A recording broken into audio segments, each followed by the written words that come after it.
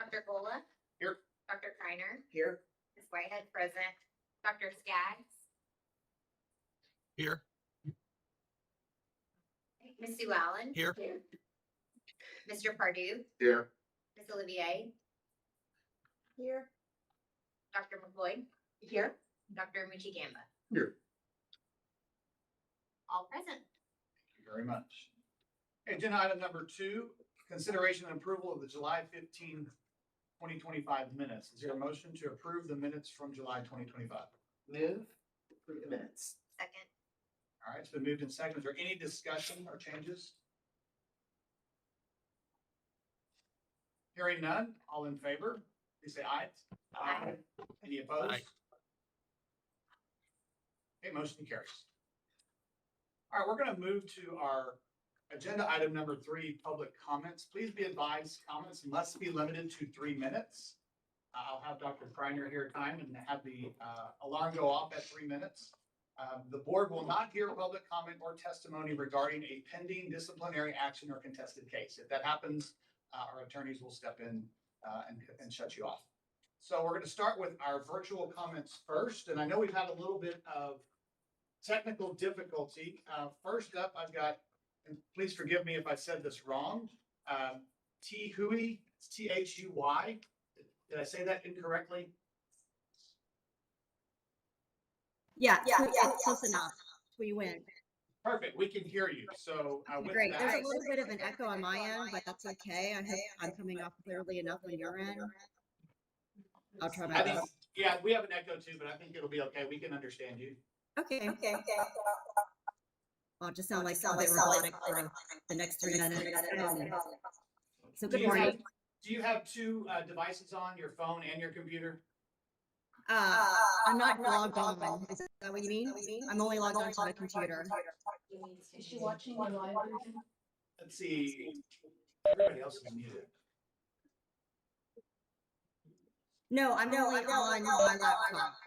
Would you like me to exit and let the What about others? Miss Herrera? Are you, can you mute yourself? Let's try that. Yes. Okay, now let's try talking again. Is this any better? No, but I think we can go with it. Go ahead and begin. Okay, well, I apologize. So thank you. My name is Hui Wen, and I'm here regarding Dr. Holly Kernicki of Maisie's Mission. It's the complaint ID CP24-492. Dr. Kernicki has been found in violation of the rules of professional conduct. As a matter of context, I'm an experienced medical foster, and I've taken in close to 100 shelter dogs. And my focus is on dogs with special needs and health issues. So I can. Ms. Wynn, we're going to work on your technical difficulties because we are having a hard time. Sure. While staff does that. Staff, do y'all have any comments or issues? I'm talking suggestions? with Heather at the moment to see what we can do. Okay. Ms. Wynn, we'll be back with you. Yeah, I'm going to log off and log back in too. Okay, that'll be great. Thank We'll you. come back. Sorry. Thank you. Sorry for that. Okay, next up, Leticia Herrera. Hello, can you hear me okay? Yes, we can, and you may begin. Okay. Chair and members of the board, my name is Leticia Herrera, and I urge you to vote against the recommended dismissal of cases CP 25-189 and CP 25-190. The record before you is not a case of simple error. It's a failure of medical professionalism, standards, and breaches of trust. Not the first nor the second time. This licensee has a documented history of 2 prior sanctions before the board for similar violations. This is no longer a mistake. It is an escalating pattern of misconduct leading to public hazard. The case is set for dismissal just a minute, a result of inadequate review process. I pose impartial decision is impossible by the agency or board, flawed by the absence of necessary information and consideration for 1, the entire history, 2, over-reliance on the licensee's response, 3, information not considered or requested during investigation or medical review, 4, discrepancy in the physical records. I come to you today not as a matter of differing opinions, but in sincere appeal This is about truth and the facts at hand. I'm asking for your help. Prior to this meeting and pending decision, the board received additional documentation, including supporting data, supplemental records, and an expert medical review. Consideration of all is crucial for accountability in this matter and fair process. Contradictory record submission, client intimidation, misleading a state investigation by a licensee should and can end here. You are the final barrier. I come to you today to ensure that this case, a third potential violation, offers others the real protection of not being the fourth, the fifth, or more. I respectfully request that the board vote against dismissal and instead move this case to be reevaluated upon all merits. Thank you for your time. Ms. Herrera, thank you very much. We appreciate you being here. Thank you. All right, let's go back to Ms. Nguyen. Do you want to say a few words to see if we can hear you now? Yes, I could hear Miss Letty fine, so hopefully my audio is You are coming coming out. through loud and clear. Okay, perfect. So, okay, we'll start over. Okay, Tweety Nguyen is my name, and I'm here about CP 24-492. It's the complaint submitted against Dr. Holly Kiernicki of Maisie's Mission, which is being announced today. She has been found in violation of the rules of professional conduct. And it's just a matter of context. I'm an experienced medical foster. I have taken in close to over 100 shelter dogs, and my focus is on dogs with special needs and health issues. So I can recognize when a medical situation isn't right. And that's what happened to my sweet foster dog, Gracie, who died due to the incompetence of this veterinarian. When Gracie, let me show you a picture of Gracie. When Gracie, when she had her spay performed by Dr. Kiernicki, she erroneously tied Gracie's urethra, which blocked urine flow and caused a very slow, painful death. And the rescue spent thousands of dollars on medical bills and finally to Texas A&M to perform a surgery that was the only way to find out that she had committed such gross negligence error. Texas A&M found that Gracie's tissues were necrotic and they had to perform humane euthanasia. The reason why I'm here before the board is not just because Dr. Kiernicki and Maisie's Mission made a mistake. I'm here because of how it got handled, how they handled the mistake. In the face of such obvious negligence and reckless disregard for life, when initially approached, this veterinarian refused responsibility for her actions. Even with the case reports, Dr. Kiernicki deflected blame. And I want to be clear that my foster dog did not just die, she suffered with her urine flow cut off. So veterinarians are known as should be trusted and compassionate, and those qualities are just lacking from Dr. Kiernicki and her clinic. In this situation, a vet will likely express remorse, but as a professional myself, anyone standing in front of a state board will tell you what you want to hear. It should not have taken a board complaint for Dr. Kiernicki and Maisie's Mission to do the right thing. So today I submit to the board to hold veterinarians and staff accountable to maximum sanctions allowed, but especially when they fail to acknowledge transgressions on their own volition. Veterinarians should not only be held accountable just because they got caught. So Dr. Kiernicki and Maisie's Mission never contacted me, refused to meet. And so I wonder what would have happened had I not filed this complaint.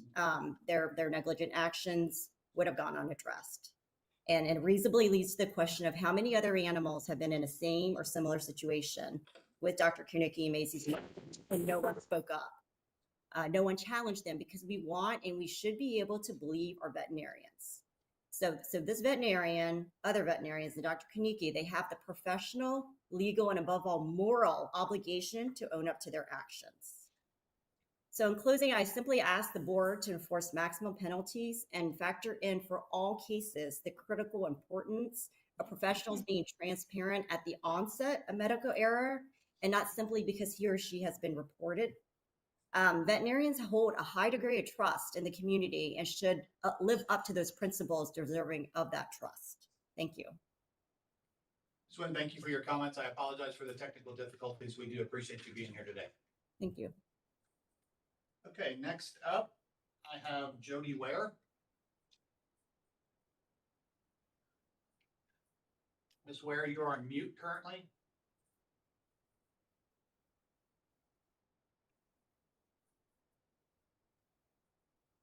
Okay, Ms. Ware, are you present? All right, we'll circle back to Ms. Ware. And next up, we have Laura Leenham.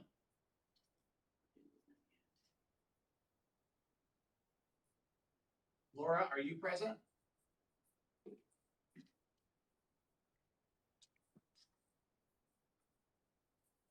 Staff, do we have any communications? I'm trying to get one of our stuff done.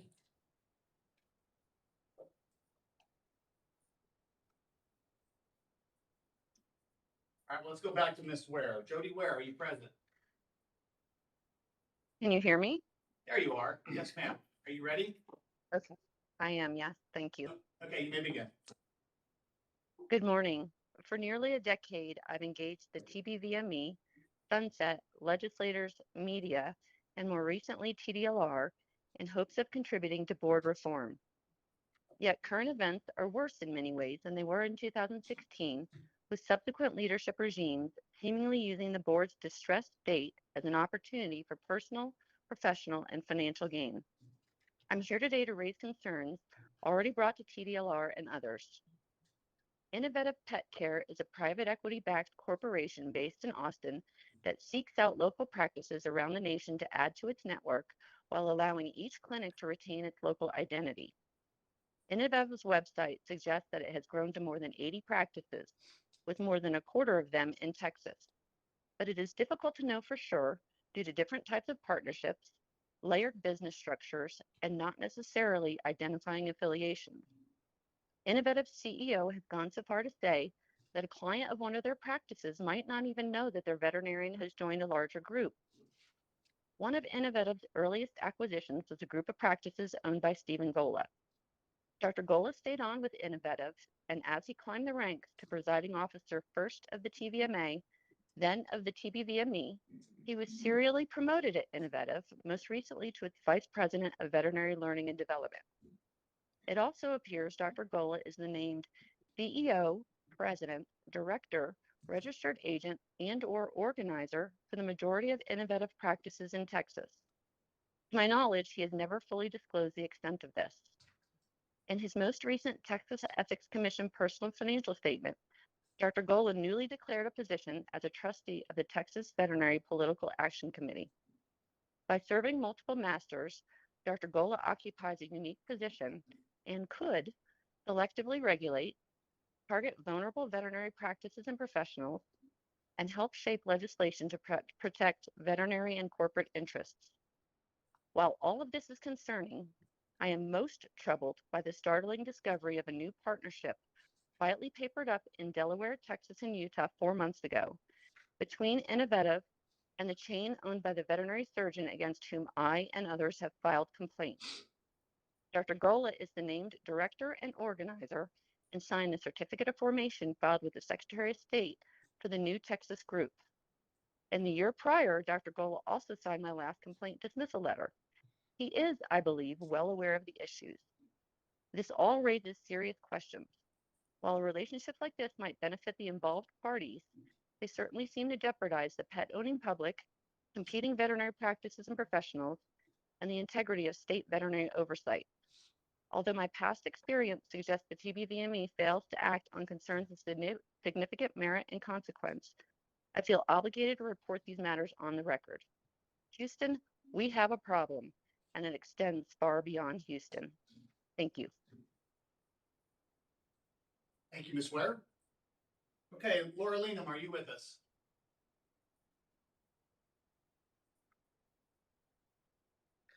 Nope. Okay, all right. That concludes our virtual public comments, and now we will go on with our in-person. And first up, I call Miss Anita Ross. Miss Ross, please come to the chair. Thank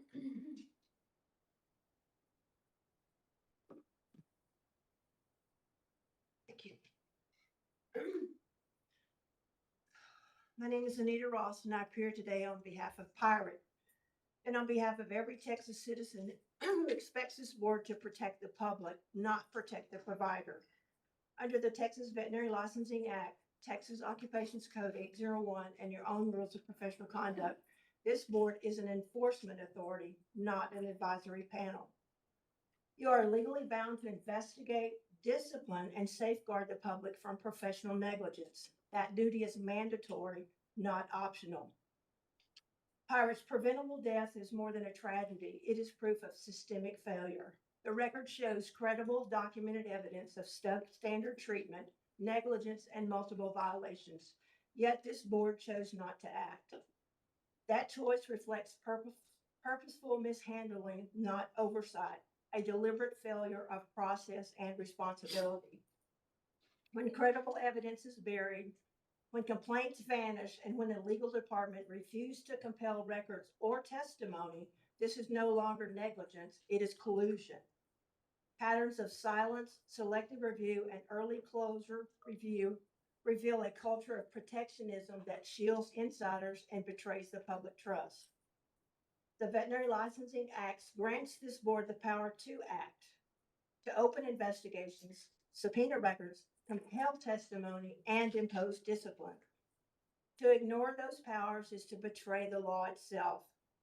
Therefore, in this public venue, I am formally requesting a full forensic audit by the Texas Department of Licensing and Regulation into this board's purposeful mishandling and possible collusion in Pirates' case and its investigative procedures overall. This audit must follow the trail, documents, emails, and timelines, and determine whether this board acted in good faith or conspired to suppress accountability. Texans deserve to know who benefited when evidence was ignored and why this board chose protection over justice. If this failure stems from corruption or concealment, those responsible must be removed and, if necessary, prosecuted. Transparency is not optional. It is a foundation of lawful governance. Pirates' life cannot be restored, but the truth can be uncovered. Either this board cooperates with independent oversight or confirms what the public already suspects, that the system is protecting itself, not the people. The law demands action, and the people of Texas are watching. The veterinary board may believe it operates with autonomous power, but quite the opposite is true. You are accountable to every taxpayer in Texas, not to privileged veterinarians or insiders who mistake position for immunity. Thank you. Thank you, Ms. Ross. Okay, next up, I have Heather Katiba.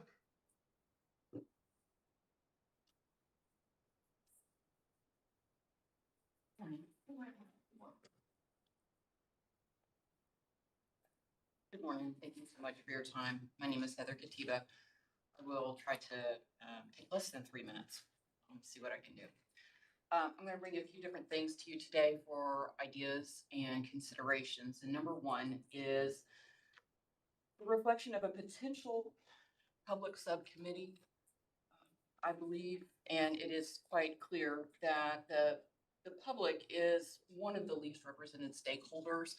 I find that they are also the ones most confused and uncertain about a process, be that administrative, legislative.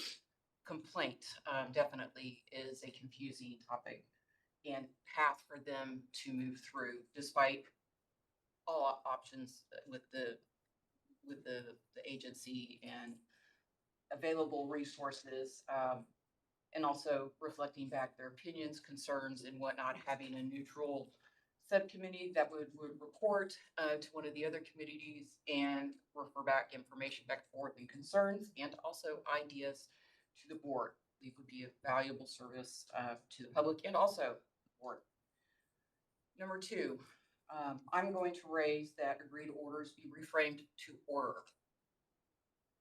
In action and process, this would reflect the seriousness of disciplinary process.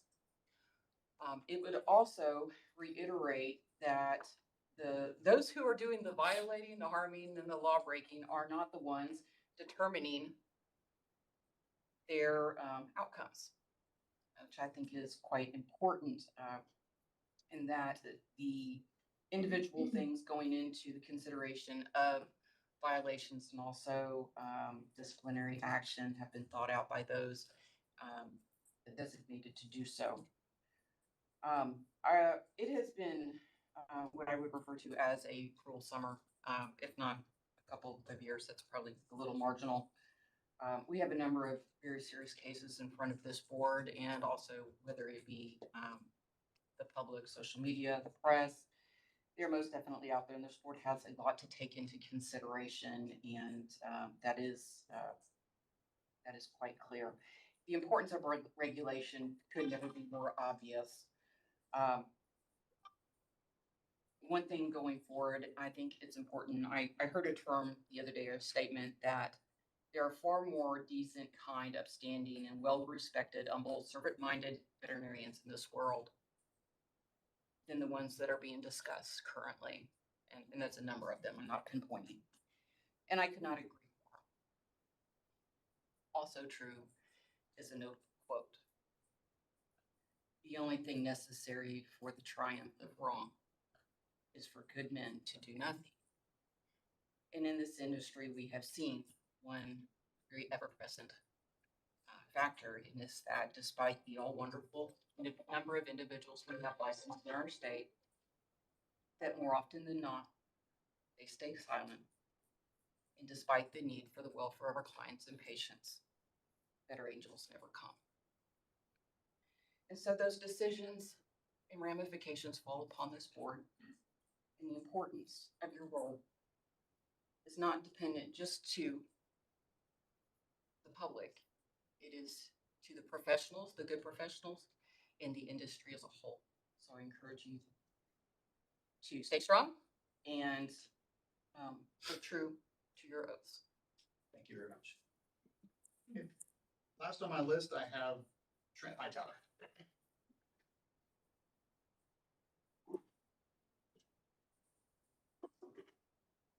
Good morning. My name is Trent Hightower. I'm here with the Texas Veterinary Medical Association. I just briefly wanted to, on behalf of the association, thank y'all for the work you've done on fees. I know that's something you're going to be discussing later today. We understand y'all had to raise them because of the way that the budget was laid out for your agency in 2023. And we just appreciate the transparency that the board and Brittany and staff has had with the reasoning for the fee increase and working on getting those down a little bit as we go forward. So thank you. Looking forward to working with you on the rule reviews, facility licensure, all those other things. You definitely want to be a part of that conversation. Thank you. Hey, did I miss anybody that's present that signed up? All right.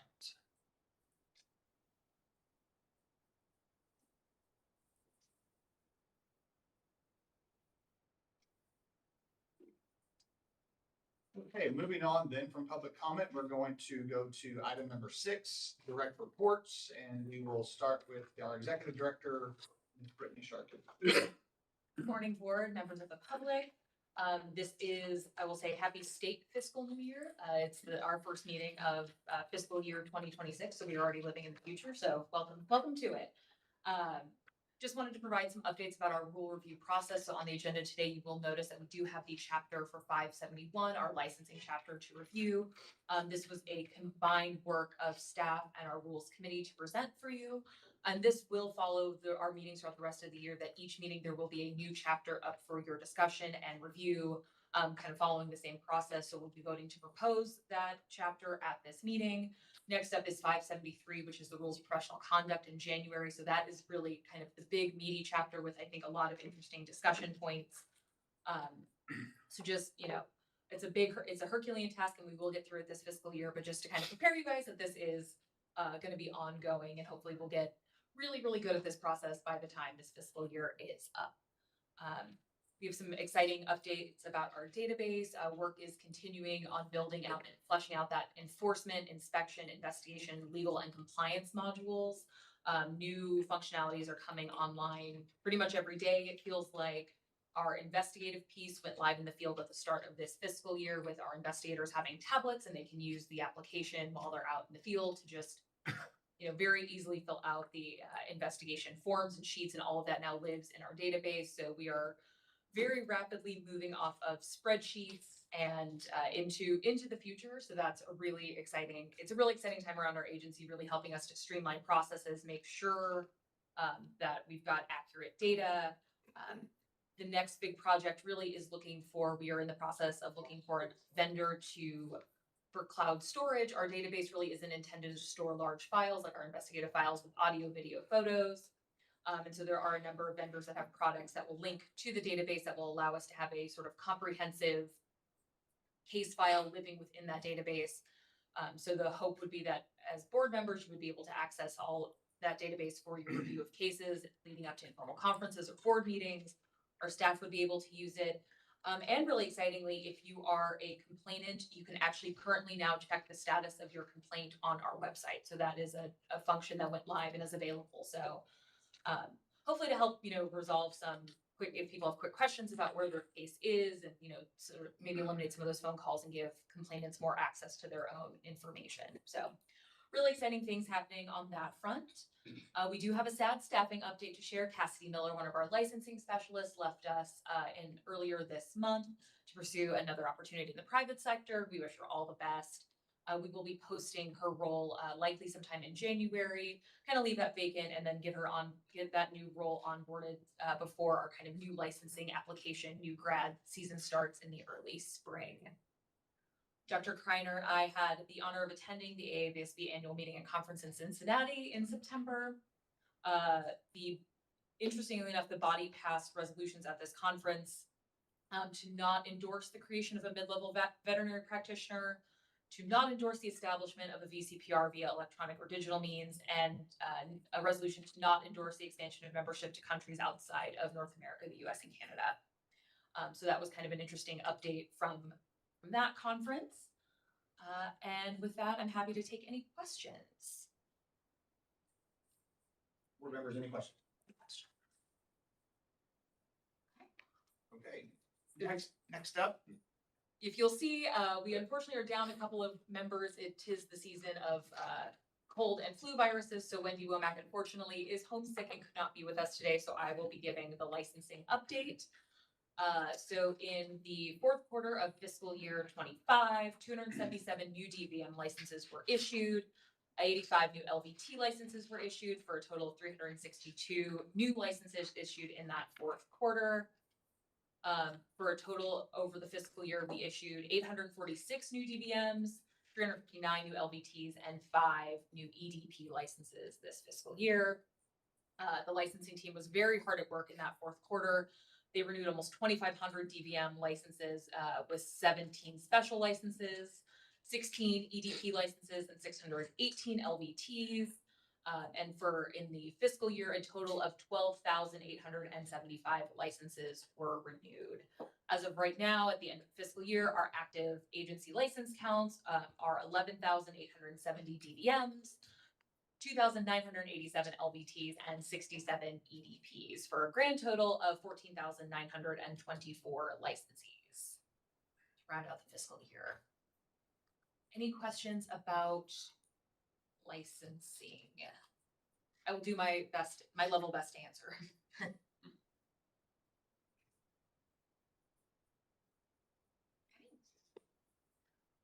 Relatively easy peasy, and we're going to keep on rolling. I'm sorry, y'all. Mike Tacker is actually at a leadership development training this week, and so I am Mike for the wearing a lot of hats today. Some more flattering than others. So for enforcement, this is a big one. So we'll do. Mike generously provided his fourth quarter numbers as well as the annual report. So we'll kind of go through both. I'll do the fourth quarter first, and then we'll talk about full year stats. In the fourth quarter, enforcement received 400 and 100. Oh gosh, no, I'm reading this incorrectly. Sorry, Mike received in June 104 complaints, in July 115, and in August 134 complaints. So you'll see we're averaging well over 100 complaints received each month. This is a new sort of record high for us. Mike and his team completed 87 investigations in June, 145 in July, and 137 in August. As of August, they had 412 cases under active investigation. So that's a good number with our 2 new investigators being onboarded. We're trying to, I know, keep everybody under 50 active cases at any one point.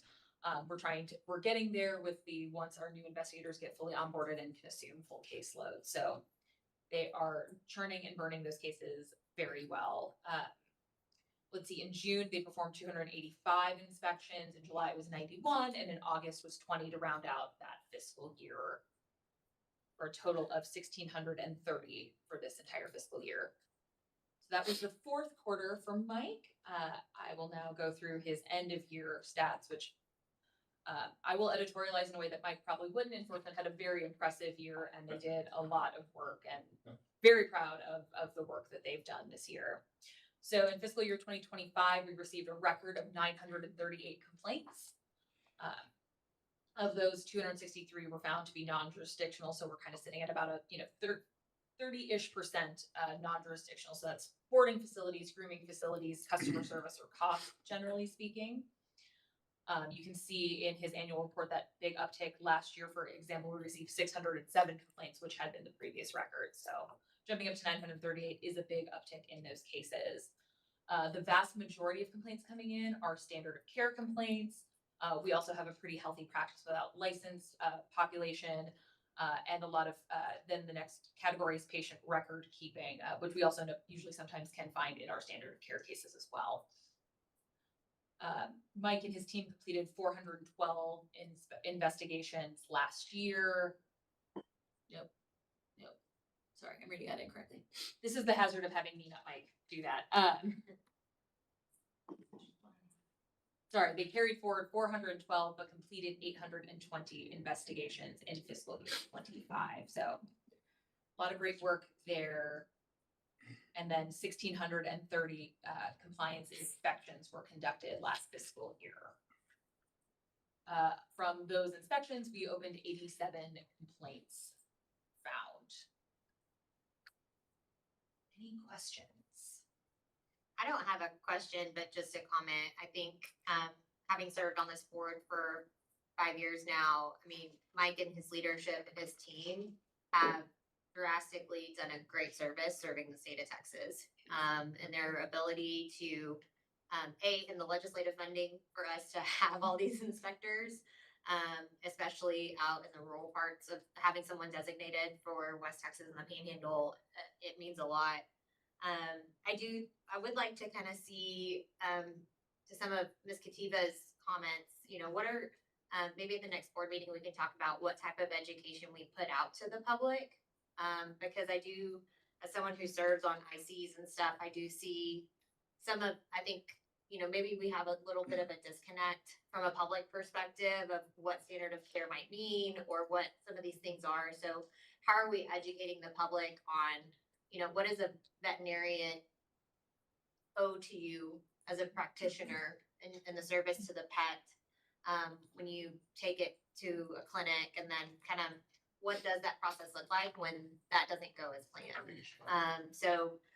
Because we do see a lot of complaints that I think could be mitigated if people were kinder, we had clear language or different things like that. So, but major kudos to Mike and his team.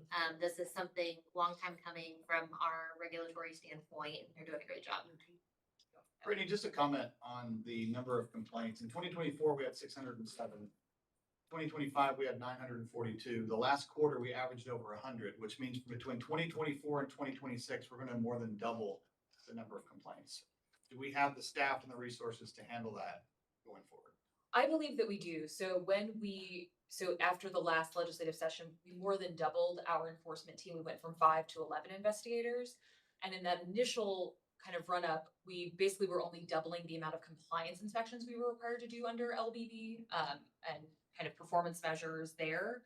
And so I think we have the staff to handle basically double the workload from where we were previously. So going from 5 to 11 investigators, I feel like we are in a good spot. And also the rollout of increased our database is really going to streamline a lot of processes and create efficiencies for our investigators in the field. There's a lot of stuff that they're not, a lot of paperwork they're not having to do. A lot of things are now, processes are automated. And so really with streamlining that work, the increased, more than doubling of the staff, I think they are well equipped to handle this increase. Yeah, I think that's something we're going to have to watch because Yes. the number of inspections has also increased significantly as well. So we've done 1,630. So we're going to need to be diligent with our resources. Yes. Okay. Does that not also correlate with our drastic increase in number of veterinarians practicing in Texas? So I think we're seeing a lot of factors, right? That this is an increase in just the population size of the state. including of our veterinarians. And also this year, we made the complaint form fully accessible online. So previously you had to download, fill out a form, and then, either submit it via regular mail, email, or fax. But now that it's fully online, I think making that process easier has removed some of the barriers, and now we're seeing an increase in complaints because of that increase of access. So I think there's a lot of factors coming to play here on why we're seeing that increase. The number of complaints is doubled, but the number of licensees is not doubled. Not doubled. And I think the challenge, to Ms. Whitehead, to your point, is something that we are seeing, I think at the staff level, is a lot of AI generated complaints where I think people will put in, their complaint into an AI model and have it spit out a very well-written complaint. But the problem is that sometimes the challenge we have with AI is that it sometimes hallucinates things that are not correct. And so people will assume that the AI model is giving them accurate veterinary advice and information, telling them that the standard of care was violated when, once it actually gets in front of human veterinarians who can see that it wasn't. And so that is also, I think, going to be a perception issue that we're going to have to contend with it. We've got these AI models telling members of the public that they have a problem when in reality, once it gets in front of our veterinarians, they're not finding that issue. Interesting. Okay, what's next? Next up is Kelly. Hey, this is the legal update. So these numbers were compiled about a month ago, September 17th. At that time, we had 299 complaints in legal.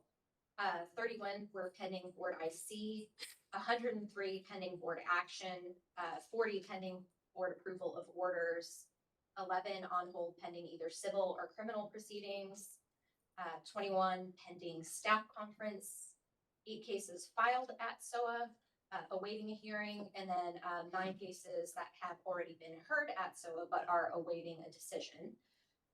7 cases pending SOA filing, 26 pending cease and desist, 41 pending agreed order, and 2 pending a licensing committee hearing. So after this board meeting, the projected complaints remaining will be approximately 158. And then in terms of overall for fiscal year 2025, the total number of cases disposed out of legal is 467. Total orders issued, 142. Total cases heard at informal conference, 139. Cases filed at SOA, 16. And average case disposal time for fiscal year 25 is 412 days. Any questions? I would supplement my comments that this is an area of after looking at the last fiscal year, this is an area of the board where we have really worked hard. And I remember when they were like, hey, we have 400 pending IC. We need y'all to figure that out. And it was like, oh, this is a job. So great job, Kelly and your team. Thank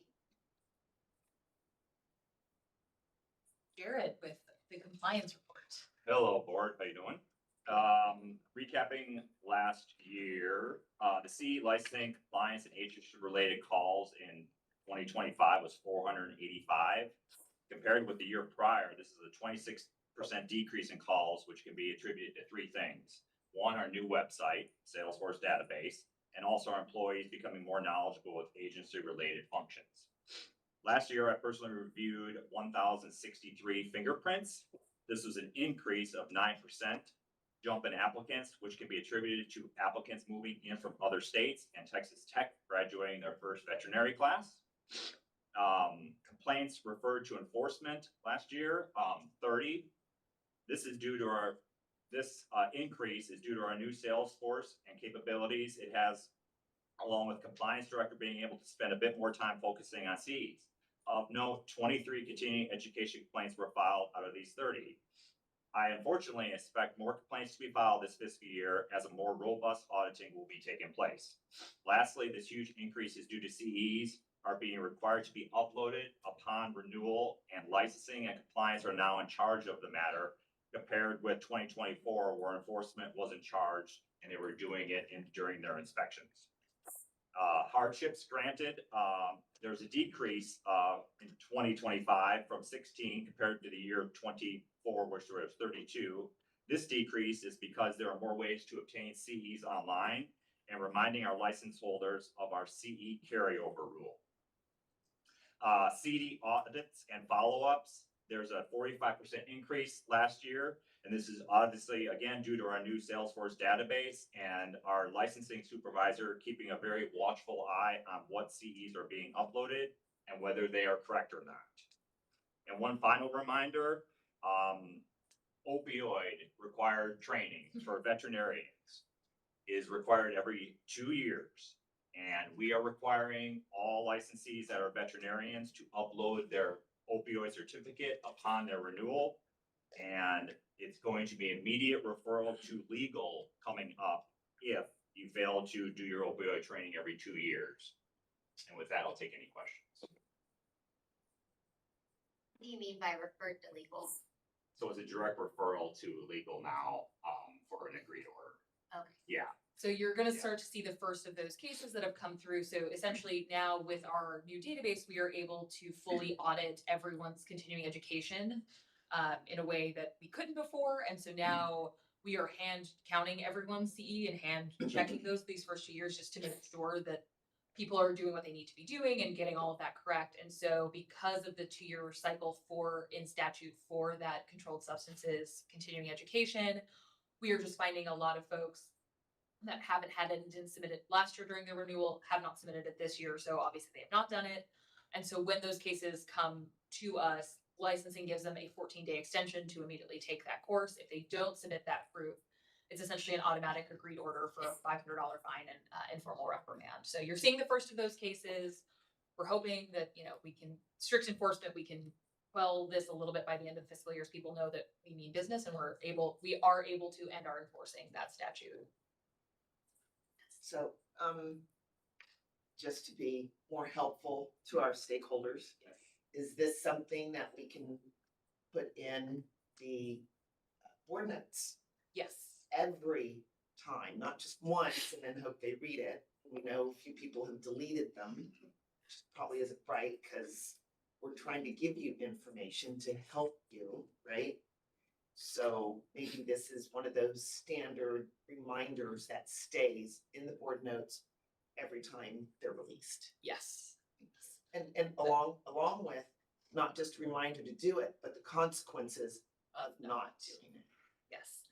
I will say this one more thing. We do send out a reminder, 14-day reminder if they don't have the opioid training, and we do include the link to our website where all the approved classes are. So we're making it very easy for our licensees.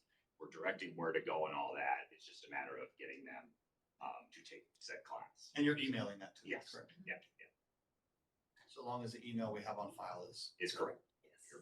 And if it's not correct, is a violation. Also a problem. Yes.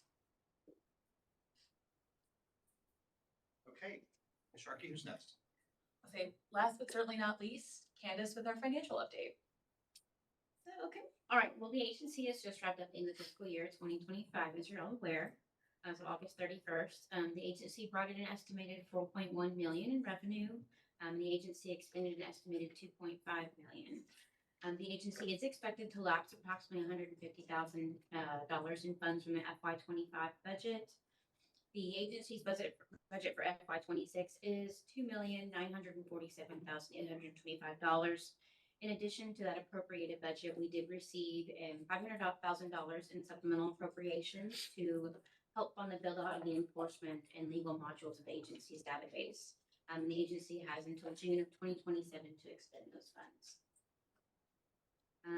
But that's pretty much it. We're beginning the fiscal year, so not too much going on. If you have any questions. So just to be clear, we took in a lot, we gave back some, and then we got a lot. Okay. To not put too fine a point on things, yes, that seems. Yeah, but expensing 2.5 million and then getting a budget of 2.9, I mean, that's, now that we've had the growth, I think the legislature can see a little bit more consistency in what it takes to operate the board, I think. And I think we'll have a couple of, having this year's data going into the next legislative session will be good. Because I think, we still have to continue to look at, do we have enough investigators? Do we have enough in the legal department, in the different areas? And I think, it's kind of interesting to see the different LAR requests over the years. And I think now more than ever, the 2.9 is very in tune with what we need to operate without having to expend so much more in licensure fees or other stuff. But the supplemental stuff, I mean, we couldn't do it without it. We couldn't have the database and do what we need to do. So I'm interested to see once we get that implemented, if it's enough money, because technology seems to be crazy expensive, but It does. But I will say, I would also like to take a moment to thank our in-house systems administrator, Femi, who has really, I mean, just really done a lot of this work himself that we were planning on having to outsource. He has really, shown himself to be an invaluable asset to the agency in building a lot of this out himself. So now we have the funds to, work on that kind of cloud storage solution, which is a little bit outside of his skill set, and some of those other, very things that I think in other agencies would be sort of that like nice to have, or we can make do without. We actually now have the resources and funding to be able to do those things and really get this database right and make sure that it's functional and responsive to our needs, which is a really exciting place to be. So if you could choose one or two more things that you would like the agency to have or be able to do, could you give us an idea of what that would be? Say, well, Dr. Carter, it's fun you should ask. The game plan is to start the strategic planning process in January, in lockstep with y'all. So we are, I'll tell you that as an agency, we are actually going to do an internal strategic planning process in December with our managers to really kind of brainstorm and talk about, what's on that wish list, what are those things you have, what makes sense for us. So we are in the early kind of processes of having those conversations, and then we'll bring the board in January when we've got that kind of background information. And that'll be the process that will start for the LAR. Yes. So yeah, the strategic plan is the first part of the LAR. So we talk about, where the agency is going, how we get there, what are those resources we need. So that'll start in January and in the winter, and then end with the LAR process later that summer. And one other question, do you still have an extern position open or available for someone that would be interested in regulatory work coming out of veterinary school or looking for an alternative career path? We absolutely do. So we had our first experience with our extern this summer. Alex Eisler from A&M, who was a great addition to the team, did a lot of really invaluable research for us as we're kind of preparing these rule reviews and drafts. And so we will be reaching out to Tech and A&M just to let them know that we are here and available, and definitely willing and happy to take that on, because it was a really successful addition for us to the team. So we were sad to only have her, frankly, for 2 weeks. I probably could have found lots more for her to do in that 2-week period. And I guess it would be really a bonus if they were on the DVM JD path. So in this case, Alex was on the DVM MPH path. So I think, and had a real interest in sort of regulatory medicine. So even if it wasn't necessarily the legal path, it was also that kind of, but I think any DVM student, I think this would be an invaluable experience just to see how regulation works, how your professional license works, and definitely willing and happy to take that on. Awesome, thank you. Okay, board members, any other questions for Ms. Sharkey?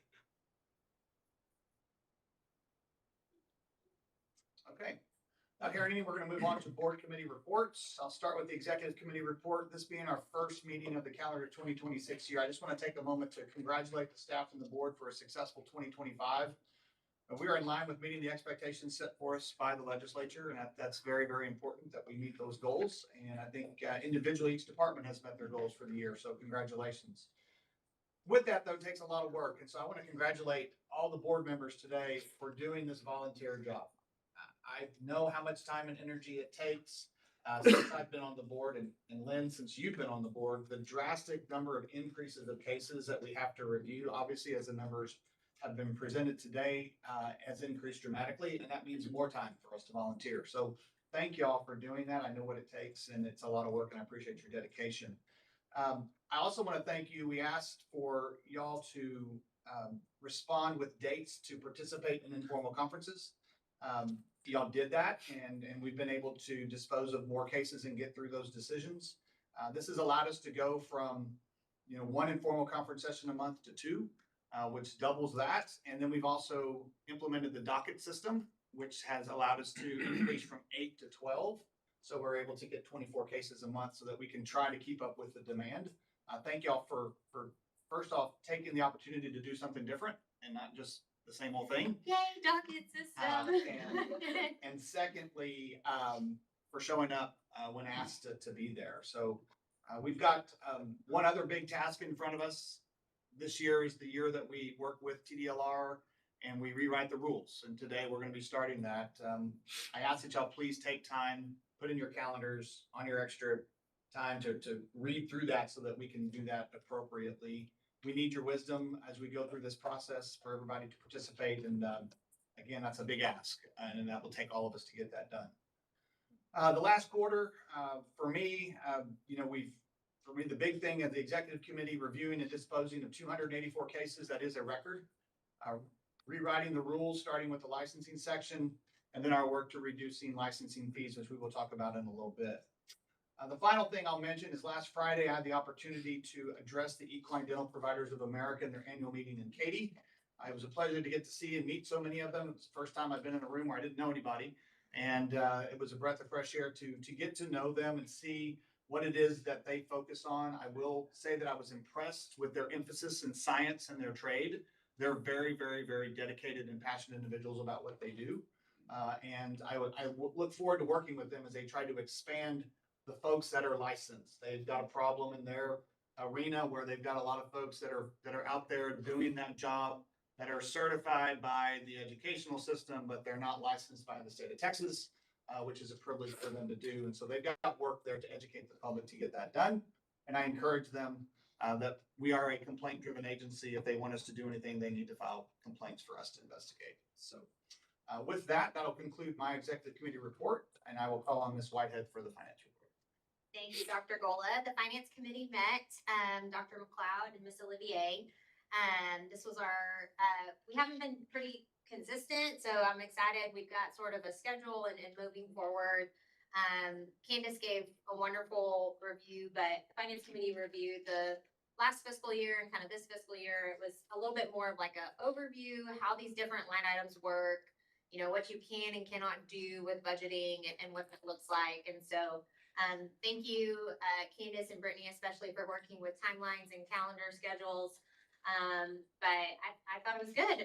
Raquel, Stacy, anything you want to add? Very insightful. Love me some legislative budgets. Yes. That's it. Okay, any questions from those two reports? All right, is there any other committee that would have a report to share this morning? Okay. Moving on to agenda item number 8, discussion, recommendation, and possible action regarding election of the executive committee. So it's now that time of the calendar year to do so. I, as the chair, am appointed by the governor, so we don't vote for this position. However, the vice president and secretary are elected by the board.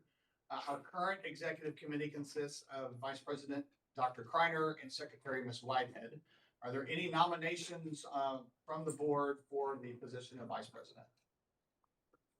I'd like to nominate Dr. Kreiner for the position of vice president. Okay, I'll second. all right. Are there any other nominations? Okay, hearing none, then the board will vote for Lynn Kreiner as vice president. All in favor, please say aye. Aye. Opposed? Aye. It's unanimous, motion carried. All right, next up, we have a nomination for secretary. Are there any nominations for secretary? I'd like to nominate Ms. Whitehead for secretary. I'll second. Okay, we have a nomination for Ms. Whitehead for secretary. Are there any other nominations? Okay, hearing none, we will vote. All in favor of Ms. Whitehead for secretary, please say aye. Aye. Any opposed? All right, motion carried. Okay, congratulations, ladies. Thank y'all. We've had a good year. Let's have another one. Appreciate y'all's work. Okay, let's move it on to agenda item number 9, discussion recommendation of possible action regarding appointments of standing committees. These are appointed by myself. And so for the enforcement committee, we will continue with the current committee, which is myself, Dr. Kreiner as vice president, and Ms. Whitehead as secretary. Second will be the finance committee, which will be chaired by Ms. Whitehead. And then joining her will be Dr. McLeod and Ms. Olivier. Third is the licensing committee, which will be chaired by Mrs. Allen. And joining her will be Dr. Skaggs and Mr. Pardue. And then finally, the rules committee, which will be chaired by Dr. Muchigimba. and I will join him along with Mr. Pardue. And so those are our 4 committees. And are there any questions or discussion? No, those are appointed by me. Okay. All right.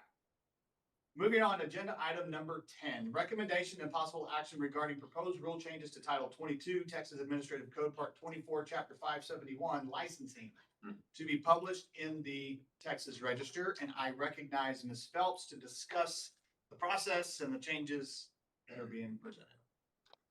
Thank you, Dr. Gola.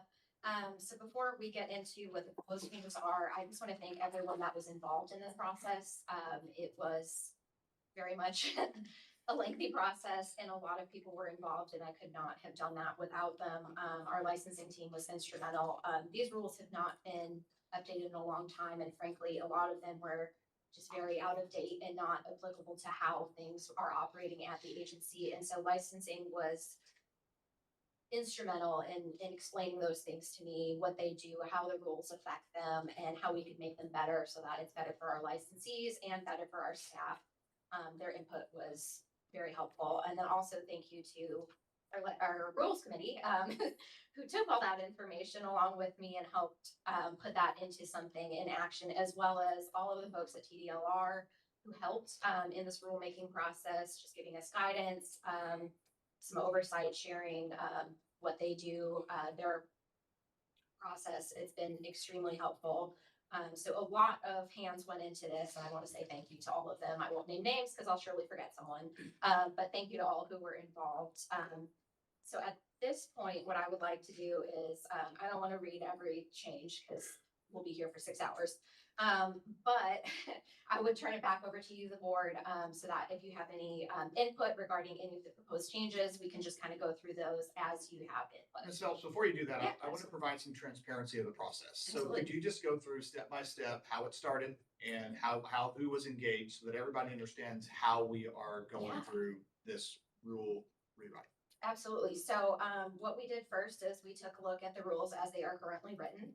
And we met with the licensing team as well as our legal team to see, what are the issues you see here? Which things are just no longer accurate? What could be improved on to make processes easier? What could be improved on from a legal standpoint? We also met with TDLR to that same point to get their input, mostly on the legal side, but also just somewhat on, they have a lot of experience with rule writing and language. And then from there, I took all of that information and I incorporated it into a draft based on the feedback we've gotten from licensing and TDLR. And at that point, after I had completed the draft, we met with the rules committee to get their input. And so got some good input from them, made some changes based on that meeting. And what you see now is the result of all of those meetings. So with that, we'll open this up for discussion. I guess there's going to be. Go ahead. No, I'm just gonna say, Ms. Whitehead pointed out we missed one. It's 571.9. The board may issue a special license to practice veterinary medicine to an applicant who, item number 1 says, is a member of the faculty or staff of a board-approved veterinary program. And that does not say they need to be a veterinarian, and I would assume we need to make that change. Okay. Yes. So who is a faculty or staff veterinarian of a board approved program?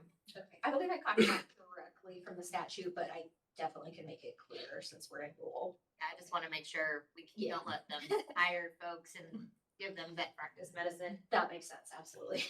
One other thing I had a question on just in terms of standard usage was we say in good standing. Mhm. A lot of times, what is a determining factor of what is good standing by another licensing entity? So good standing is a term that we use. It means that they're in compliance with their, they've timely renewed, all of those things. It doesn't necessarily mean that they don't have a discipline history. It just means that they're able to practice currently in that jurisdiction. They have no restrictions. So at what point does a history and something else potentially alter our definition of good standing? So that's just one of the factors, right? So depending if we get an application for somebody that has a disciplinary history, even if they're considered in good standing. That's something that's going to be reviewed by the licensing team and compliance and potentially referred to legal for further evaluation based on those disciplinary history. It would essentially be if you were in a like anything up to a suspended state, you could still in theory be in good standing. So if somebody has an agreed order, like say, so a Texas veterinarian has an informal reprimand and an administrative penalty kind of agreed order on their record, they would still be considered in good standing because they are able to practice even though they have this disciplinary action. Okay. So in good standing just means that you may have it doesn't necessarily indicate a disciplinary history or not. It means a current ability to practice. There is no sort of administrative bar from you practicing in that jurisdiction. But the licensing department has the ability to evaluate that and make an opinion. Yeah. So what happens is if a licensee comes in from another state, the licensing team gets a letter of good standing from the state. And if there's disciplinary action, all the agreed orders from that state come in with their licensing applicant. If there's a flag, they come directly to me, and then I review all the agreed orders. And if I see a pattern or I see like standard of care issues or whatever, I'll refer it to legal, who will then refer it to the licensing committee for a licensing committee hearing meeting. Okay. So that's the process that comes in and how it kind of flows out. Okay, that's just something I was looking at, like, and evaluating some of these general terms that we use sometimes can nip us a little bit, especially when we're dealing with licensees that come from other states. So is that something you might want to put in the definition? The challenge we have with in good standing is because it's determined by other states and every other state has their own definition of what they consider in good standing. So that's when we ask them for a letter of good standing. It's subject to their definition. So like Oklahoma's in good standing is potentially different than New Mexico's, is different than Colorado's, for example. And so I think there's kind of this, we just want that letter of good standing for whatever that means from their other licensing jurisdictions. But if their letter does not necessarily coincide with our concerns, what do you do with that? I mean, we still have that full information, that disciplinary history on each applicant that comes in to us. So even if they are able to practice, if they do have a disciplinary history, we still get that information and are able to make a determination of, okay, was this an administrative that they didn't have a couple hours of CE one year? Okay, we're probably not going to, keep an eye on it, but not going to do anything about it. But does this person have multiple, continued standard of care issues? What does that have? And so we still have that, even if they are in good standing, we still have that layer of review. So what you're saying is level of good standing is one factor. Yes. There's other things that go with that to determine licensure. Correct. So just so that it doesn't look arbitrary. So I'd like to ask a couple of questions because, two questions, just to clarify. So when you say make this SOP, for those that don't know what SOP is, can you please define that? Yes, so SOP would be standard operating procedure. So basically what we're doing internally, some of these things, and this was actually a lot of guidance we got from TDLR, thank you TDLR, is that a lot of our rules were things that were really more internally for us and not necessarily things that applied to licensees. And so adding them in the rules could make it confusing. So for those, if you see make a SOP, I'm just trying to make it an internal process for us and take it out of the rules. So, yeah, because I was originally thinking it meant policy, because policy is different from rules. So community procedure and policy is the same for, this is going to be given to the public to review. Mhm. So I'd like to make sure that we're all kind of on the same page of understanding what that means. Absolutely. What's the specific suggestion? So I can. No, it says standard operating procedure. I wasn't sure if they were referring to it as a policy because we did have a discussion about rules versus policies a couple of years ago. And yeah, I just wanted to make sure that, either one, it was interchangeable. And this version that has those notes, that won't be the version that's published to the public for comment. So that's an internal document for art use. So they won't necessarily see. Okay, so I noticed that in this first section where make this SOP came, under passing score, it delineates 75% for the NAVLE and also for the VT&E and 85% for the state board. And that's for both vets and LVTs, correct? And EDPs is the 85%. But further down in the document, you've crossed out the 75 and the 85%. So is that because you're thinking it's redundant? That's why, and the reason is kind of thinking ahead, if we ever change what these numbers are, it would be easier just to change it in the definition than having to search through the document and change it everywhere. So that was the rationale. Okay. So down under AVMA-accredited school where you capitalize the S, I just wanted to point out, I don't know if this was an error, but you forgot a verb here. School or college of veterinary medicine that is accredited. You crossed out the is. Oh, yes, I did. Okay. Oh, I can't, this is not a Word doc, but yes. Okay. You're right, that. And then under 571.3 in A, it says the person may request, you mean a person? Hold on, 571 In that you crossed everything else out pursuant I to. think we meant the person so that a random person couldn't request it. Right. It is specifically So, referring to The person who's requesting about their own criminal history. So it's not anybody can request a yeah, criminal history evaluation on anybody else. It is you their have own. your applicant. Okay, just the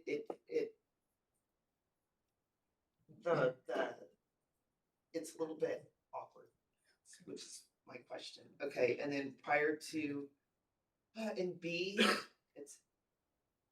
is it prior to applying for licensure, person seeking or a person seeking? That should, A person. oh, I crossed, it's hard to see, but I crossed out the N and, so Right. like the A is still It there. does say a person. Okay, all right. Just I'm not sure whether it changes, but it makes it, if you Don't know. can't tell, difficult to read. And then an issue an evaluation letter regarding and where it says whether the person may be eligible. Would it be better to say a person's eligibility? The person's eligibility. Yeah, it shortens it. Yeah. I just think it reads better because we're trying to be at least look somewhat grammatically correct in our.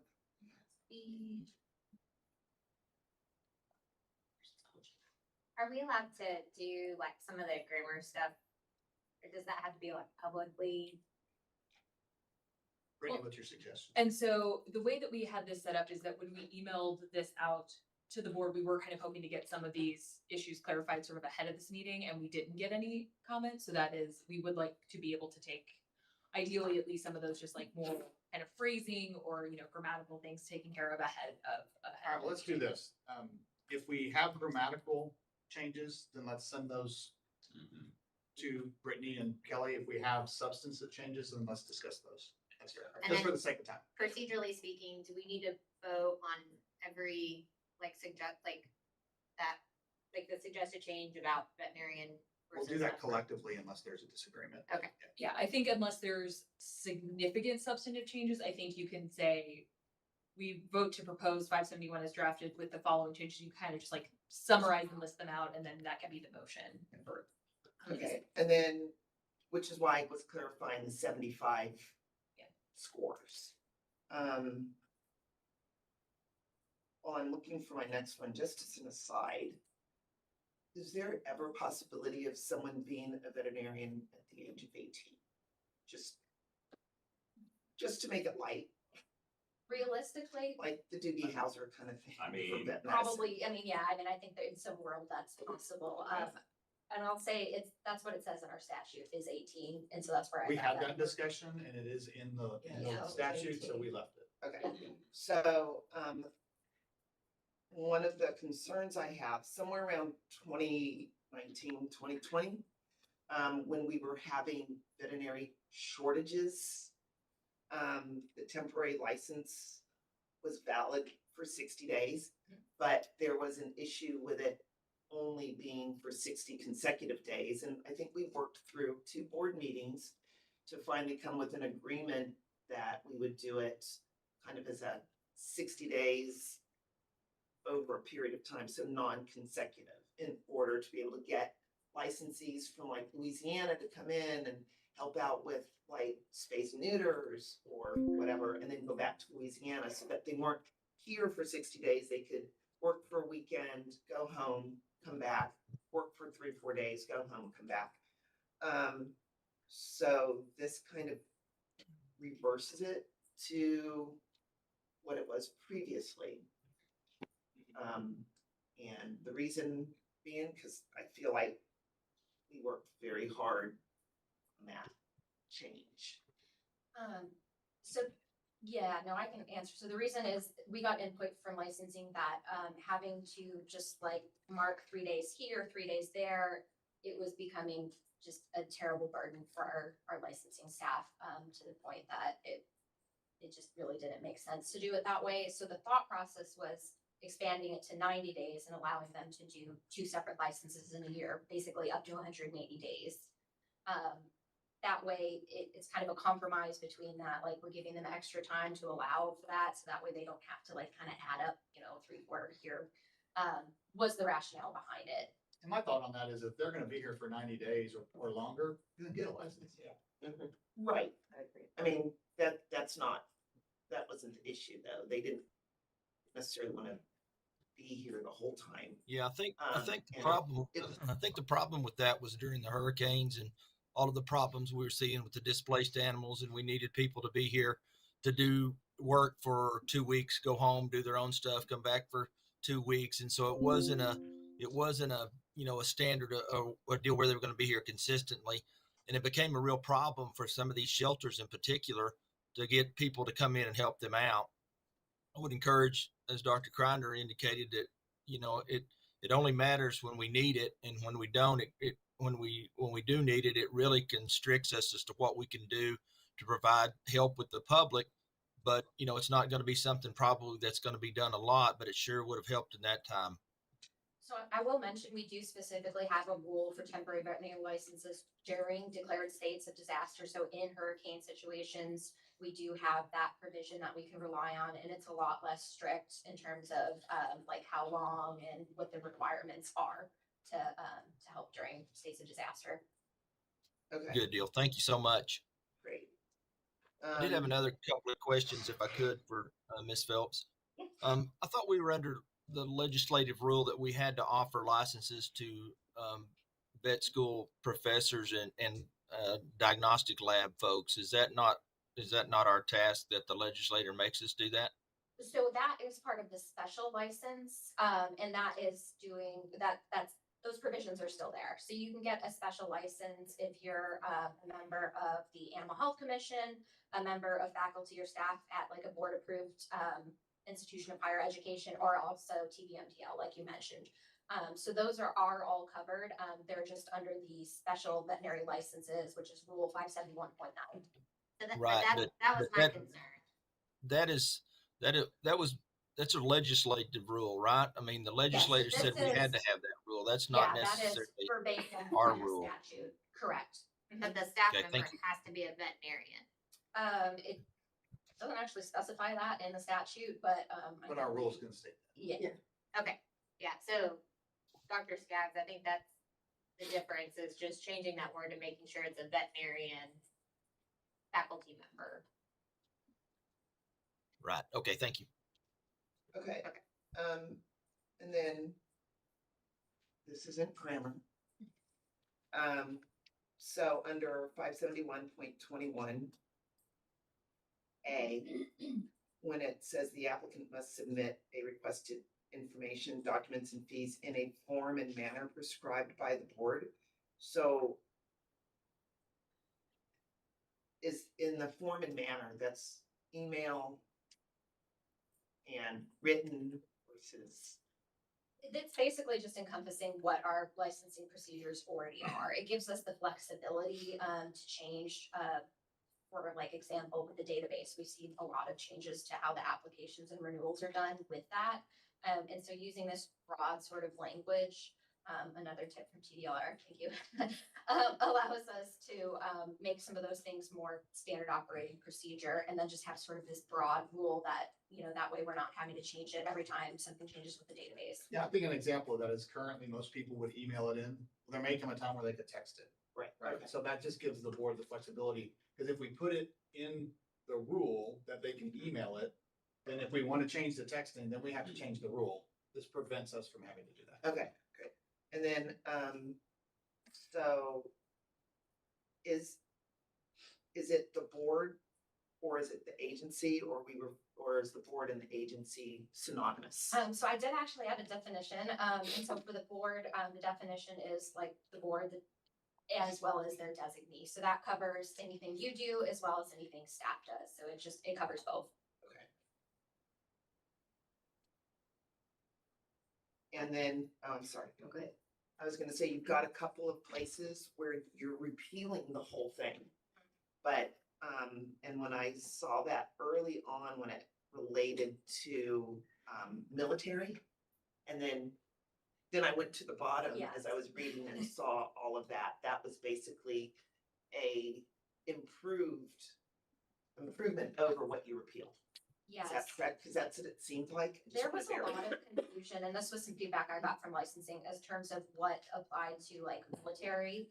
And so again, I followed TDLR's lead and just created a chapter just for military, so it's all together and I think a little bit clearer, because it was sort of piecemeal throughout the different rules, and I think it was hard to follow. So it is repealed in that section, but only because I moved it to its own. Right, okay, and then, you repealed 571.25 reapplication. Did you just repeal that? Because I don't remember reading something. Yes. So this is one of those rules that was just extremely out of date. All of the state board exams are done online now. So this references back to a time when they had to like physically go to a testing center and sit for that. It's just no longer applicable, which is why we repealed it. Okay, so since it's been a couple of years since I sat for those exams, do the vet schools still like go into a room together, or they sit at home and do their exam, or are they in a testing center doing it online?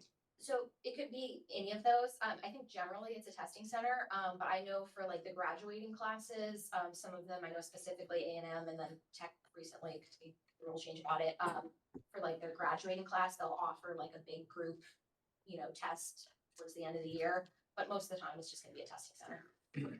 All right, and I think that was everything. Okay, does anybody else have any other comments and suggested changes? I just had a question. What's the national score requirement on Navly? Is it 70? 75. The reason I'm asking is nationally, our accreditation for veterinary technicians is 70, not 75. Because our last site visit, they said 75. It's nationally a 70, and I went, well, although it's kind of a moving target currently. They're looking at reducing that, but so I was just wondering if somebody came in from another state with a VTNE score that wasn't 75, if it met the national requirement, would that be allowed? So based on our current definition of a passing score, it would not. Okay. Okay, thank you. And we had an issue with that 10 years ago, where someone who'd been a veterinarian for 20 years was coming in specifically to work on a primate, but did not have a 75. But the score he had was passing in his state, and that was, I think, the licensing committee and then the full board. So exceptions for specific issues, I guess. If that's something y'all are interested in writing in, let me make a motion. I mean, I don't know that it's a huge thing for vet techs, but you know, it's score of that particular time. But the national pass rate, to my knowledge, is still at 70 CBTA. But So I just, why is bet- ours different than the national? I kind of think, Dr. Skaggs, that when we moved under the state board, they just modeled what they required for vets. And that's what they follow. It would seem like it'd I make mean, more sense. 75 not a bad score. Yeah, I mean, I can find out more specifically and get that statement from CDTA, but I've never had anybody approach me about it. Just came up when we were talking about scores. And we're 100% confident that it is a 70. Yeah. I don't know why it would be different. I mean, it's a 5% difference, but I also, I mean, if the board feels confident in the examination process and the result that a 70% would bring as far as like quality of license, passing licensure, I'd be okay with just making it in line with the national standards. If we have Is any that- issues, Okay. if it's not broken, do we fix it? It's quick. Yeah. That's. I'm not aware of any, LBT that's come in with a 70 or a 71. Okay. Since I've been here, we have had a couple of vets come in with a lower score, and we were pretty liberal in allowing them to retake the NAPOLI to get up to a 75 at our agency. But it's very rare that we get individuals Okay. that don't have a passing score applying to the state of Texas. Let's not. Well, and then is that a board rule or a statute? So that's based on board rule, not in statute. Okay. So that is something we can theoretically change. Awesome, thank you. That's everything What- I had. Thank you so much. Well, why is that important to us, the 5 points? I mean, if it's not important to any other state and 70 is the national passing deal, why do we feel we need to go to 75? What I could do is approach the CDTA and say, is that 70 in every state, or are there states that require a higher score, like Texas? I don't think we know what every state does. And then I can provide that feedback to the board. Thank you. Okay, any other comments? Thank you. All right, hearing none, I'll entertain a motion. So moved What's to your- approve as with the pending changes Grammatical changes, and any grammatical changes submitted to staff prior to a deadline, not so. non-substantive. Second, Okay, it's been moved and seconded. Any further discussion? Okay, all in favor, please say aye. Aye. Any opposed, same sign? Aye. Okay, motion carries. All right, next, moving on, we're gonna go to agenda item 11, discussion recommendation and possible action regarding proposed rule changes to Title 22, Texas Administrative Code, Part 24, 577.15, fee schedule, to be published in the Texas Register. I recognize Ms. Sharkey to discuss this. Thank you, Dr. Gola. So in your board packets, you'll have the list of the fees, what they currently are and what our proposed lowering is at this juncture. So as part of our conversation around raising the fees about almost 2 years ago now, the conversation was always that that was a temporary increase to help offset the costs of our new database program.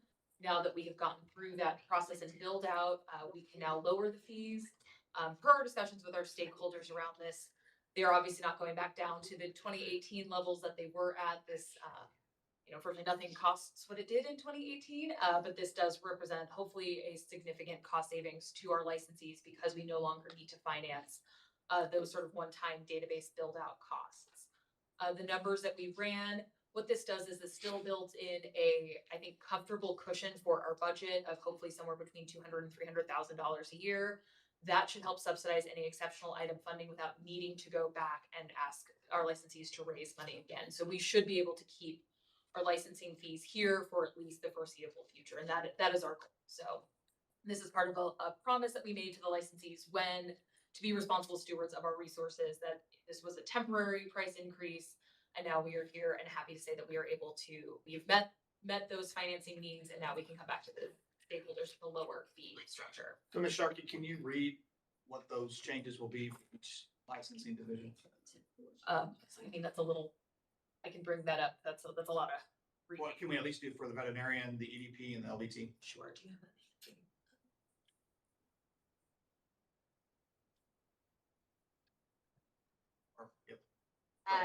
Veterinarian regular license application, 526, it was 560.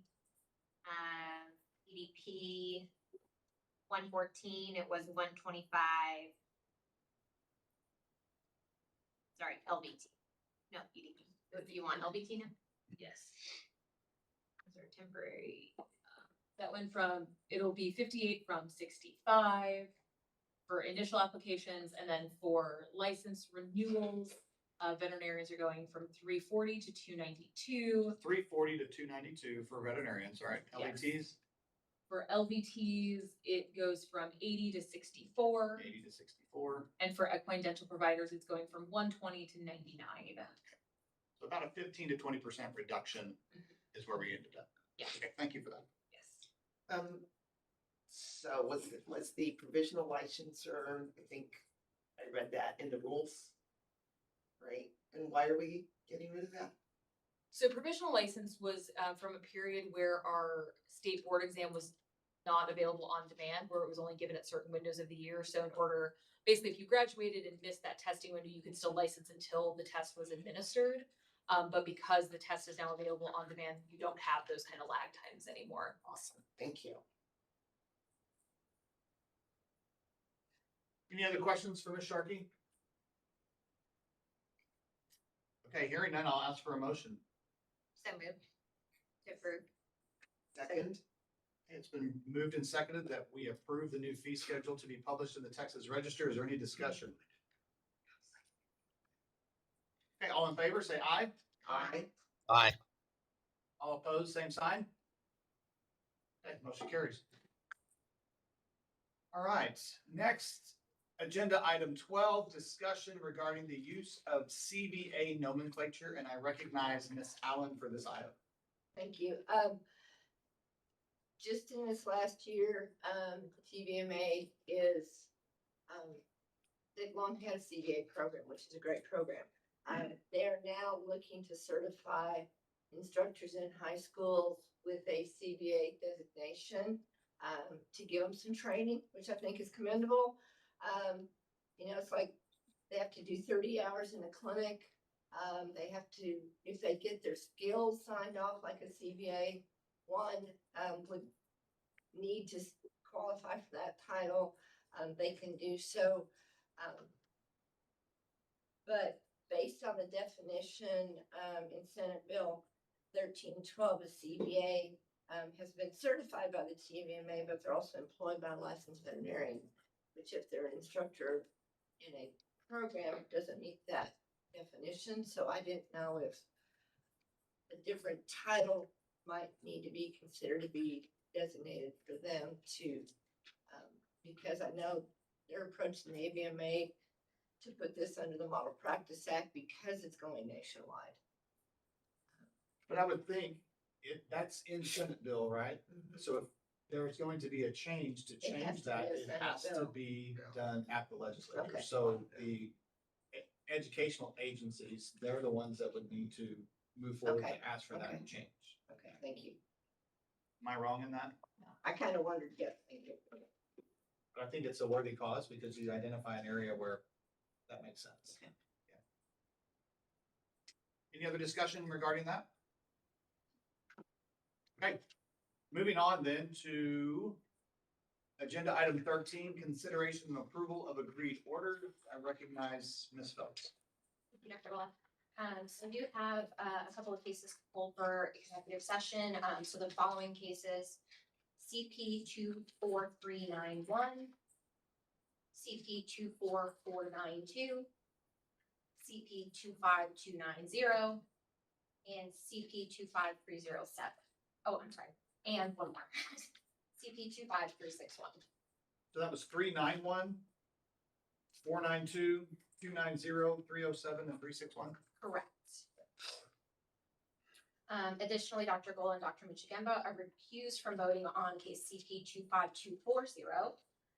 And Ms. Allen is recused from voting on cases CP 24380 and CP 25247. Do any of the board members have any additional cases they would like to pull for executive session or be recused from voting on? Can we pull CP 189 and 190? The 24 or 25? I don't know. 25. Commissioner. Those are actually, I do have those marked, but they're Oh, under they're- medical I review. apologize. Can those get pulled? They're in a different section, so they're not in this one, but I do have them noted for the medical review dismissal. Thank you. All right, is there a motion to approve all cases except those identified for discussion in the executive session? Move. Second. Okay, it's been moved and seconded that we will approve all cases except those pulled for discussion. Is there any discussion? Hearing no discussion on these cases, all in favor, please say aye. Aye. Aye. Any opposed, say aye. Motion carries.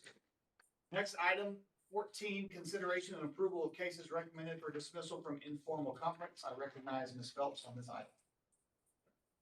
So for this item, Dr. Skaggs is recused from voting on case CP 24499. Do any of the board members have any additional cases they would like to pull for executive session or be recused from voting on?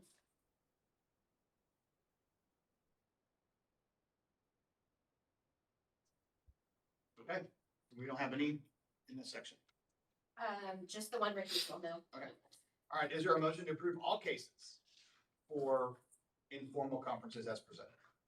Move.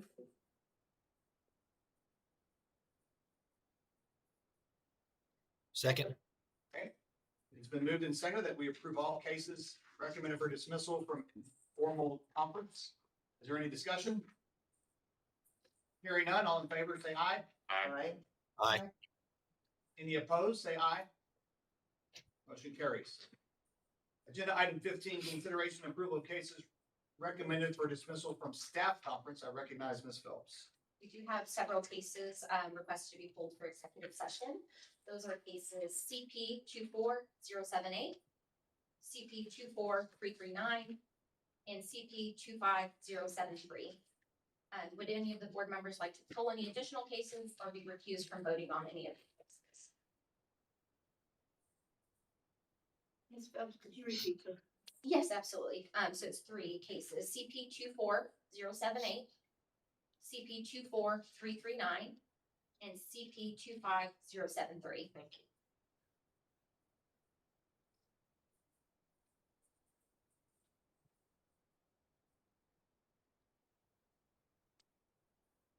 Okay, do I have a motion to approve all cases except those pulled for discussion in executive session as identified? Motion. Second. It's been moved and seconded that we approve all cases except those pulled for discussion. Any discussion? Hearing none, all in favor, say aye. Aye. Aye. Any opposed, say aye. Motion carries. Okay, item 16, consideration and approval of cases recommended for dismissal from medical review. I recognize Ms. Phelps. Okay, we do have several cases pulled for executive session. Those are cases CP 24559, CP 24596, CP 25189, and CP 25190. Additionally, Dr. Michigenda is recused from voting on case CP 24456. And Dr. Gola is recused from voting on cases CP 24434, CP 24503, and CP 25280. Would any of the board members like to pull any additional cases or be recused from voting on any of these cases? I need to recuse myself from CP 25281 and 282 as well. It's 280, 281, and 282.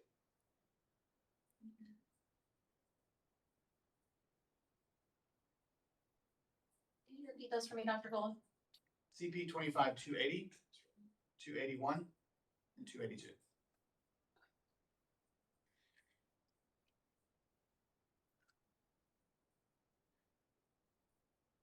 Okay, is there a motion to approve all the cases except those pulled for discussion? So moved. Second. Okay, it's been moved and seconded. Are there any discussion? Hearing none, all in favor, please say aye. Aye. All opposed, same sign. Motion carries. All right, pursuant to chapter 551.071, subsection 1 of the Texas Government Code, this meeting of the Texas Board of Veterinary Medical Examiners will now go into executive session at 10:35 a.m. Ask that everybody that's not part of the executive committee to please excuse me, the board, please be removed. Oh, yeah. Do I need to,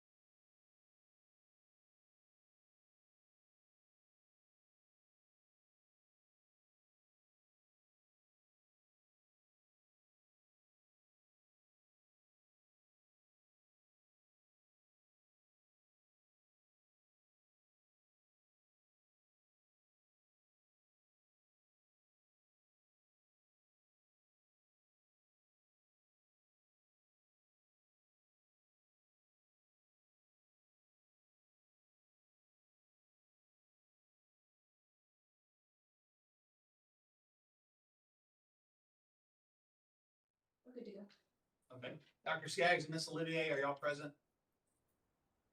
Yes.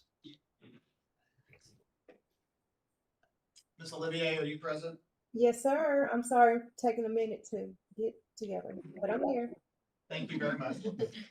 Okay, pursuant to chapter 551.071, subsection 1 of the Texas Government Code, this meeting of the Texas Board of Veterinary Medical Examiners will now come out of executive session and at 12:16 p.m.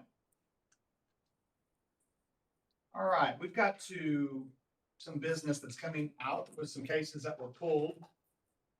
We're going to first start with our agreed orders. We're going to take these individually. The first item of discussion, CP 24-391, 290, 307, and 361. I will entertain a motion. I move that we accept the agreed order as written. Second. Okay, it's been moved and seconded that we accept the agreed orders for CP 24-391, CP 25-290, 307, and 361. Is there any discussion? I'd like to say, Dr. Gola, I don't feel these penalties are strict enough and harsh enough, so I'm going to be voting no on this motion. Okay. Dr. Gola, I'm very thankful for our process and the judiciousness that this board has addressed these cases with. As a public member, these violations deeply concern me.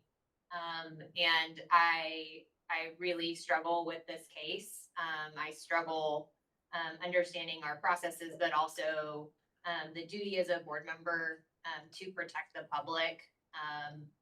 And I just don't feel this agreed order is in line with what I'd like to see as a board member. But again, appreciative of the process and will honor whatever the board decides on this. Okay. Any other comments? I guess I'd like to offer as well that and being the newbie here, a lot I don't understand about the legal process and all moving forward. And in one regard, this seems to be kind of the easy way out. We do it. We still have control over situations that we might not otherwise. But on the other hand, it just seemed wrong. These charges are very, very serious, and I'm uncomfortable. I'm very, very appreciative of the hard work you guys put into it, and that makes me feel bad as well. Okay. Anybody else? I feel like we put a lot of work into this agreement, and as a horse person and an equine veterinarian, I'm very sensitive to everything related to this case. I think this gives us an opportunity to monitor this veterinarian adequately. I believe that for the next 5 years, that we will have access to everything that this person does.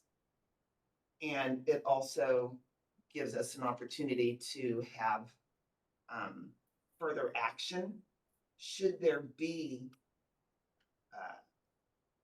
any continued violations or issues during this 5-year period, in which we can take immediate action without recourse. And this order, I believe, guarantees that we that we've helped the public, that we've served the public. It may not be, a feeding frenzy. It may not be what everybody wants. And there's a lot of people that don't want anything in the general public. But I think this gives us control that we wouldn't have otherwise.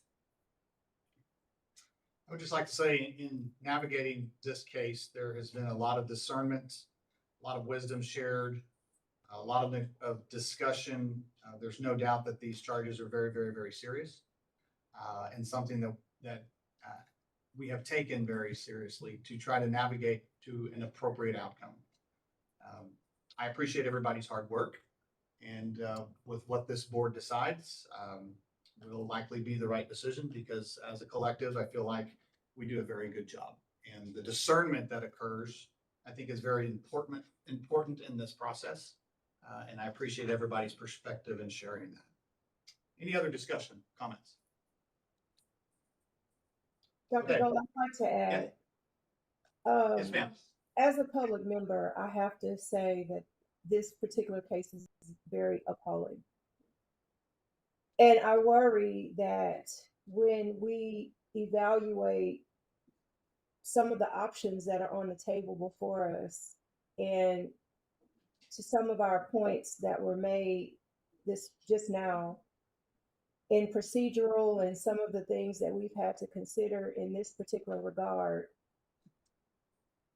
I would certainly not want to lose the opportunity to monitor someone who will more than likely present itself again in a much more detrimental situation. I think that this gives us a little more latitude to step in quicker if we were to move forward with this. And that's just my 2 cents on it. Thank you. Any other comments? All right. With that being said, we're going to take a vote. We're not going to use ayes. We're going to hold our hands up so that I can count them. So all in favor of accepting the motion, please raise your right hand. Okay. All opposed, please raise your right hand. Ms. Olivier, did you vote? I didn't see you vote. She did an electronic. I did. I approve. You voted in favor of or against? I did in favor of. Okay, so in my collection, and then there's 5 for it and 4 against. Is that correct? We're all in agreement? Okay, motion carries. Okay, next up is case CP 24339. Do I have a motion? I move we approve the agreed order. I second. Okay, it's been moved and seconded that we approve agreed order CP 24339. Is there any discussion? Hearing none, all in favor, please say aye. Aye. All opposed? Motion carries. Oh, I'm sorry, I skipped one. My apologies. Agreed order CP 24492. Nikki, Brittany, yep. I move that we approve the agreed order. Second. Okay, it's been moved and seconded. Is there any discussion?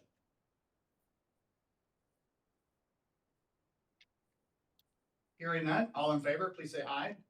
Aye. Aye. Any opposed? Motion carries. I made a mistake. I had called out a staff conference 1 CP 24339. I read the wrong line, so we will start over with staff conferences next. CP 24078 staff conference. Do I have a motion? I move we accept the recommendation. Second. Okay, it's been moved and seconded that we accept the recommendation for agreed order CP 24078. Is there any discussion? Hearing none, all in favor, please say aye. Aye. Aye. All opposed, same sign. Motion carries. Okay, next staff dismissal from staff conference, CP 24339. We will redo this one since I did it out of order. I will entertain a motion. Same as before. So Got a move we. motion Second. and a second. Any discussion? Hearing none, all in favor, please say aye. Aye. Aye. Any opposed? Motion carries. Staff conference CP 25073. Do I have a motion? Motion to accept. Second. Been moved and seconded to accept CP 25073. Is there any discussion? Hearing none, all in favor, please say aye. Aye. Aye. All opposed? Motion carries. Okay, finally, we're gonna move on to medical review dismissals, and we're gonna start with CP 24559. I'll entertain a motion. I'll move to accept. I'm sorry. Second. Okay, it's been moved and seconded to accept CP 24559. Any discussion? Hearing none, all in favor, please say aye. Aye. Aye. Any opposed? Motion carries. All right, medical review dismissal 24596. Entertain a motion. I move to refer for informal conference. Second. It has been moved and seconded to refer this case to informal conference. Any discussion? All in favor, please say aye. Aye. Aye. All opposed? Motion carries. And finally, we're going to, these are, the last two are companion cases, CP 25189 and CP 25190. And so I will take a motion collectively on these two cases. I move we refer these to informal conference.